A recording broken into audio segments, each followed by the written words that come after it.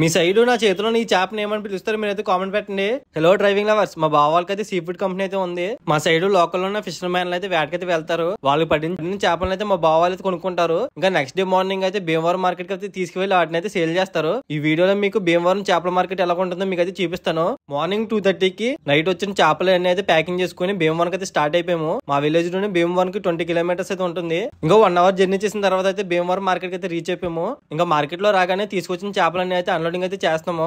ఇంకా వెహికల్ అయితే అన్లోడ్ చేయడం అయితే కంప్లీట్ అయిపోయింది. వెహికల్ అయితే పార్కింగ్ లో పెట్టుకుని ఇంకా మార్కెట్ చోతకి అయితే వచ్చేసాము. ఇవి కనిపిస్తున్నాయి కదా, ఇవన్నీ మనం తీసుకొచ్చిన చేపలు. ఇందులో చాలా రకాలు అయితే ఉన్నాయి. మీకు అయితే ఇప్పుడు వాటి పేర్లు మా సైడ్ ఏమని పిలుస్తారు మీకు అయితే చెప్తాను. వీటిని వచ్చి బొచ్చు ఆరు కట్ల అంటారు. వీటిని అయితే గడ్డి చేపలు అంటారు. ఇవి చూడండి, ఇవైతే టైగర్ ప్రాన్స్. ఇవైతే వీటిని అయితే బొంగరేలు అని చెప్పి మా సైడ్ అయితే పిలుస్తారు. వీటిని వచ్చి పని చేప, వీటిని వచ్చి కోయింగ్లార్, మేఘ చేపలు అని చెప్పి పిలుస్తారు. వీటిని అయితే కొరమేన్లు అంటారు. వీటిని మీ సైడ్ ఏమని పిలుస్తారు మీరైతే కామెంట్ పెట్టండి. మార్కెట్ అయితే కంప్లీట్ చేసుకుని రిటర్న్ జర్నీ అయితే స్టార్ట్ చేసాము. భీమవరంలో అయితే ఇప్పుడే మంచు కొట్టడం అయితే స్టార్ట్ అయిపోయింది. చూసారు కదా భీమవరం చేపల మార్కెట్ ఎలా ఉంటుందో. మళ్ళీ నెక్స్ట్ వీడియోలో కలుద్దాం. అంతవరకు బై ఫ్రెండ్స్.